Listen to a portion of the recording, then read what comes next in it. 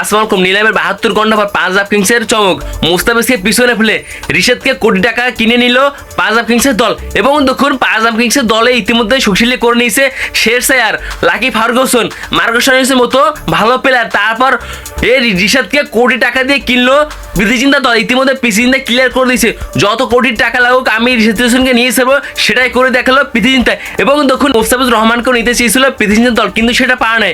কেন তারা পায় নাই? মুস্তাফিজুর রহমানের নিলামে সিরিয়াল ছিল 101 নম্বর, সেই সময় প্রীতি জিন্তাদের পকেটে টাকাটা শেষ হয়ে গেছে। দেখুন মুস্তাফিজকে যদি আরো আগে ডাকা হতো তাহলে মুস্তাফিজের দাম 20 কোটি ছাড়তো। মুস্তাফিজুর রহমানকে তারা শেষের দিকে দেখে তারা অপমান করলো।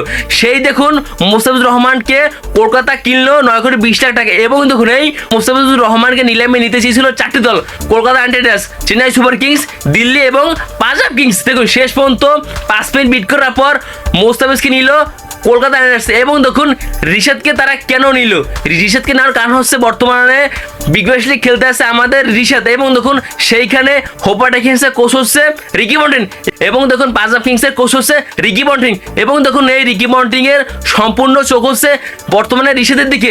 রিশাদের ভাই লেগ স্পিন বল কেউ খেলতে পারে না, এবং তিনি একজন পারফেক্ট অলরাউন্ডার। তিনি ভাই ব্যাটে বলে তিনি সব জায়গায় দারুণ পারফর্ম করে থাকে। এবং দেখুন বর্তমানে তিনি বিগ ব্যাশে দারুণ পারফরমেন্স করতেছে। বাংলাদেশের ভিতরে আইপিএল খেলবে মুস্তাফিজুর রহমান এবং রিশাদ।